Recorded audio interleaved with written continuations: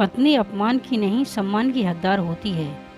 ये क्या बात हुई सूरज, हमारी शादी को अभी 3 महीने हुए हैं और इतनी जल्दी आपका मन मुझसे उब गया। पहले तो मेरे साथ वक्त बिताने के लिए आप बहाना ढूंढते थे, अब मैं देख रही हूँ कि ऑफिस के बाद भी आप न जाने कहाँ वक्त बिताते हो। काम तो मैं भी करती हूँ परंतु मैं कभी भी आपसे नजरें नहीं चुराती।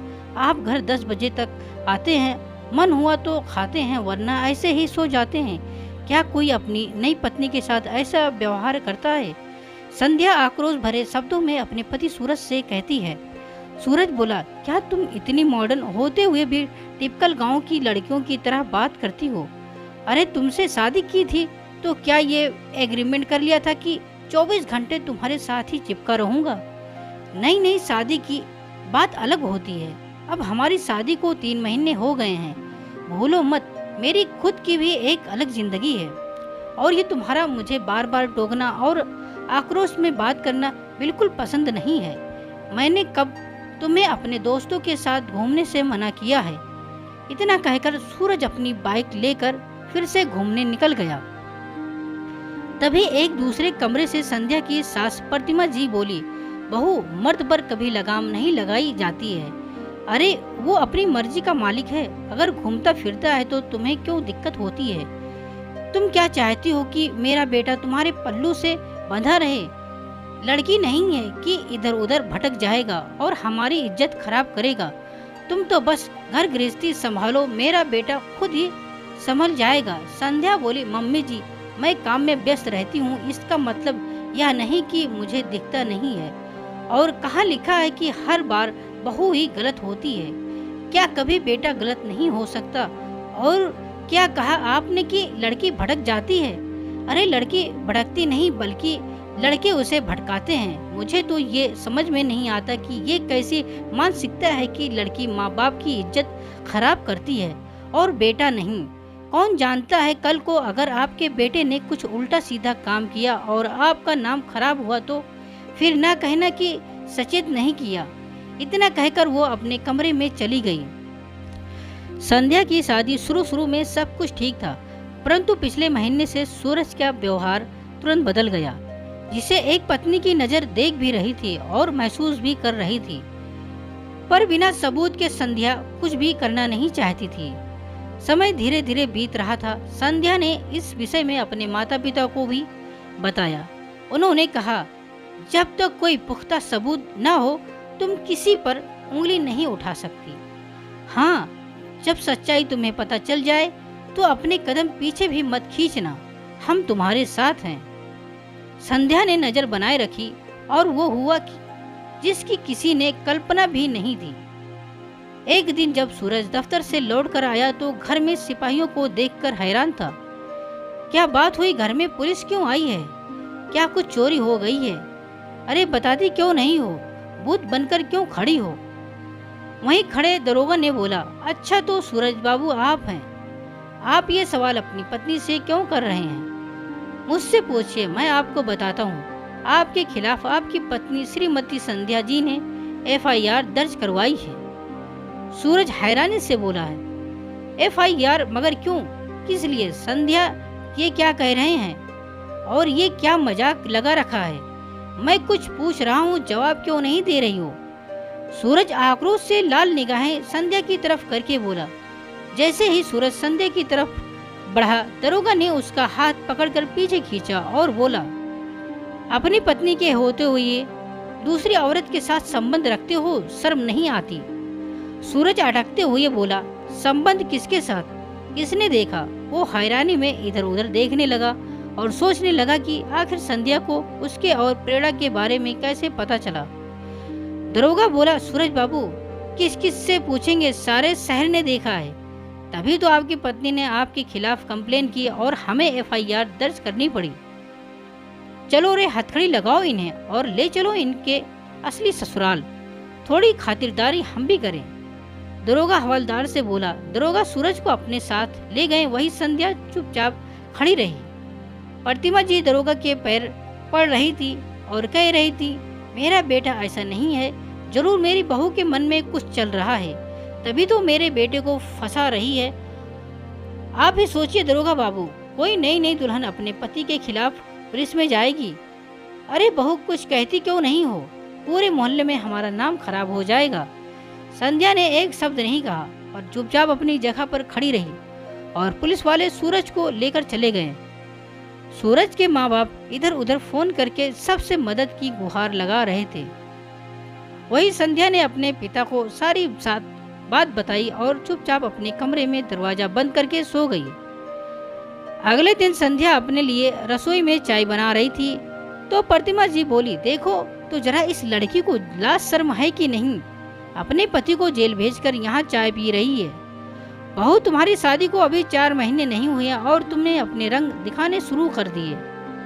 अगर सूरज से कोई गलती हुई हो तो तुम उसे समझाती, पर यह सब करने की क्या जरूरत थी? कुछ पूछ रही हूँ, मुंह में क्या दही जमाए बैठी हो? प्रतिमा जी की पति किशोर बाबू बोले, जब शादी ठीक हो रही थी तभी कुछ लोगों ने कहा था कि लड़की बहुत तेज तर्रार है, पर यह नहीं मालूम था कि अपने ही पति पर इल्जाम लगाएगी। अगर अपने पति को समझती और समझाती तो ये दिन देखना ना पड़ता।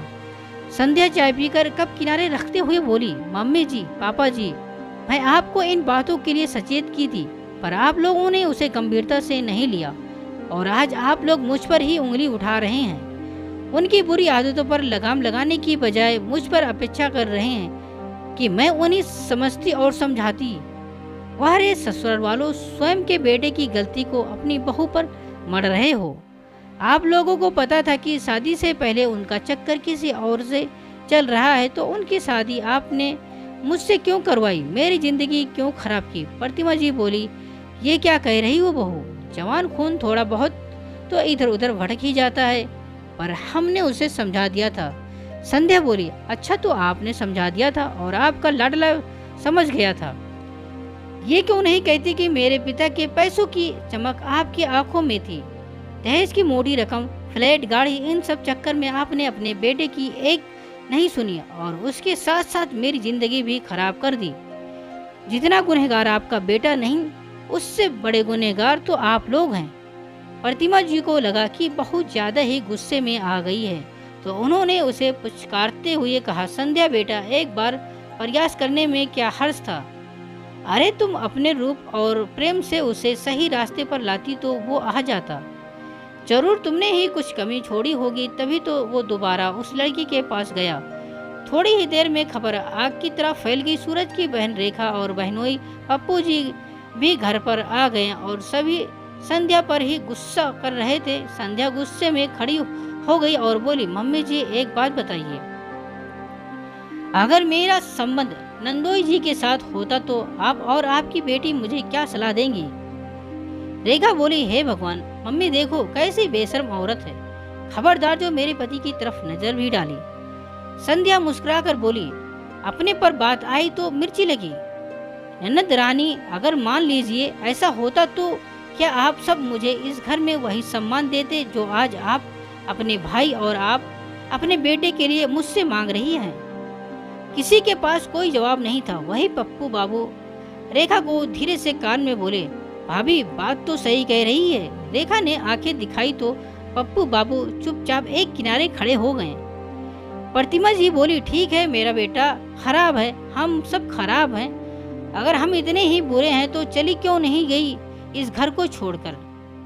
संध्या मुस्कुराते हुए बोली, मम्मी जी, शायद आप भूल रही हैं, ये फ्लैट मेरे पापा ने शादी में मुझे खरीद कर दी थी।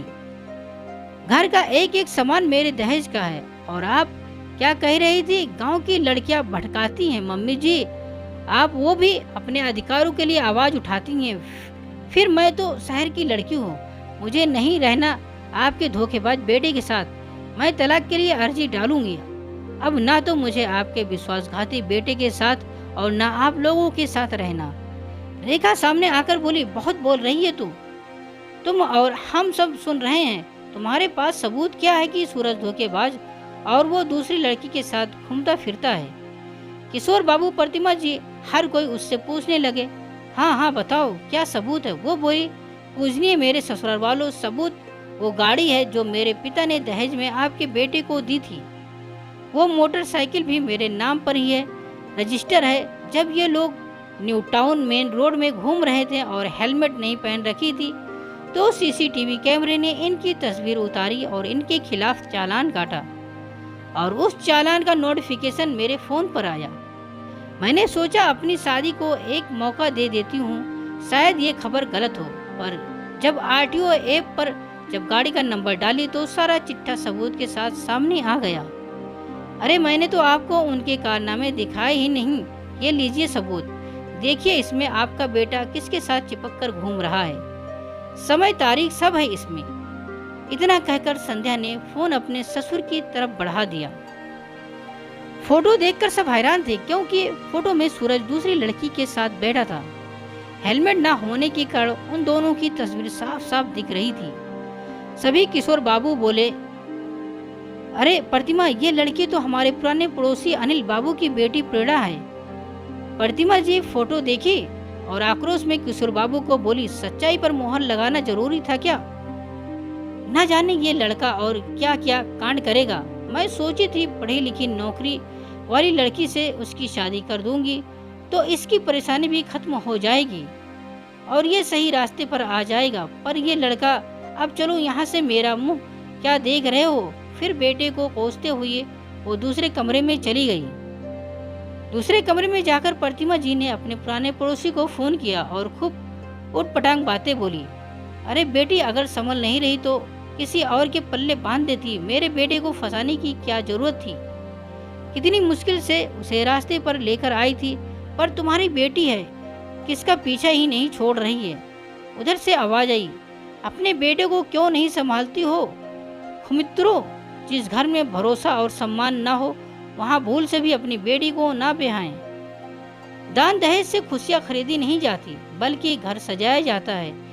बेटियों को शिक्षित करें ताकि आत्मनिर्भर बन सके और अपनी खुशियाँ खुद तलाश कर सके। बैल की तरह छोड़ रखी हो। अरे इतनी गुणवंती और रूपवती पत्नी को छोड़कर दूसरी लड़कियों पर नजर डालता है। खराब तो तुम्हारा बेटा है जो मेरी बेटी को बहला रहा है। दोबारा मेरी बेटी के आसपास नजर आया तो उसके टांगे तोड़वा देंगे। पप्पू बाबू बोले, माताजी बुरा मत मानिएगा, पर जब अपना ही सिक्का खोटा है तो दूसरे को दोष नहीं देते। साले साहब ने बहुत गलत किया। आप तो जानती हैं आजकल का कानून बहुत कड़क है और पुलिस तो उससे भी ज्यादा सख्त है। ना जाने उनकी कितनी कुटाई की होगी। अगर कोई रहम कर सकता है तो वो है भाभी जी। रिश्ता रखे ना रखे, पर कम से कम साले साहब की हड्डियां तो न टूटेगी। तो जाइए और बहू के पैर पकड़िए। रेखा पप्पू बाबू से बोली, ये किस तरह मेरी माँ से तुम बात कर रहे हो? पप्पू बाबू ने रेखा को एक लपड़ दिया और बोला, खबरदार, अपना भाई निकला 2 नंबर का और पति को अपने वश में करना चाहती हो। अरे जिनके घर शीशे के होते हैं वे दूसरे के घरों पर पत्थर नहीं फेंका करते। घर चलो चुपचाप। इतना कहते हुए पप्पू बाबू रेखा का हाथ पकड़े और वापस घर ले गए। संध्या के माता पिता भी वहां आए। प्रतिमा जी और किशोर बाबू ने उन्हें भी समझाने की असफल कोशिश की। उन्होंने साफ साफ कहा, हमने बेटी की शादी इसलिए नहीं की थी कि आपका बेटा और आप लोग उसे धोखा दें और वो समझौता कर लें। आप लोग अपने बेटे की गलती को सुधारने की जगह दूसरे की बेटी को समझौता करना सिखा रहे हैं। हर बार लड़की ही समझौता क्यों करेगी? प्रतिभा जी कुछ कहती हैं उससे पहले संध्या की माँ ने बोली, अब बस बेहतर होगा आप लोग इस घर को खाली कर दें। मेरी बेटी अपने तरीके से अपनी जिंदगी की नई शुरुआत करेगी। अब वो इस रिश्ते में नहीं रहेगी। जहाँ भरोसा न हो वहाँ औरतों का सम्मान नहीं होता। आखिरकार शाम तक किशोर बाबू और प्रतिमा जी को बहू का घर छोड़कर अपने पुराने मकान में जाना पड़ा। कुछ समय बाद संध्या ने सूरज से तलाक लिया और अपनी नई जिंदगी शुरू की। समय बीता, सूरज लौटकर घर आया, माँ बाप से माफी मांगा और अकेले जीवन जीने लगा। प्रतिमा जी बेटे के दुख से दुखी थी तो किशोर बाबू बोले, जैसी करनी वैसी भरनी। हमने तो इसे समझाने की कोशिश की थी, कहीं ना कहीं गलती हमारी है। हमने उम्मीद दूसरे की बेटी से क्यों लगाई? अपने बेटे की गलती को क्यों नहीं देखा? सच ही तो कही गई संध्या, जरूरी नहीं हर बार बहू ही गलत हो, बेटा भी गलत हो सकता है। समय के साथ साथ संध्या अपने जीवन में आगे बढ़ गई और सूरज वहीं ठहर गया। क्योंकि हर बार दाग चांद पर ही क्यों लगे, कभी सूरज पर भी ग्रहण लग ही सकता है। जैसे अच्छी बात फैलती है, बुरी बात भी फैल गई। कोई भी माता पिता अपनी लड़की का रिश्ता ऐसे लड़के से क्यों करना चाहेगा जो भरोसे के काबिल ना हो। मित्रों, जिस घर में भरोसा और सम्मान ना हो, वहाँ भूल से भी अपनी बेटी को ना ब्याहें। दान दहेज से खुशियाँ खरीदी नहीं जाती, बल्कि घर सजाया जाता है। बेटियों को शिक्षित करें ताकि आत्मनिर्भर बन सकें और अपनी खुशियाँ खुद तलाश कर सकें। दोस्तों, आशा करते हैं ये कहानी सुन के आप सबको जरूर अच्छी लगी होगी। अगर अच्छी लगी तो हमारे चैनल को लाइक और सब्सक्राइब जरूर करें और बेल नोटिफिकेशन को ऑल कर दीजिए ताकि अगली कहानी की वीडियो आप तक तुरंत पहुंचे। पूरी कहानी सुनने के लिए आप सबका बहुत बहुत धन्यवाद।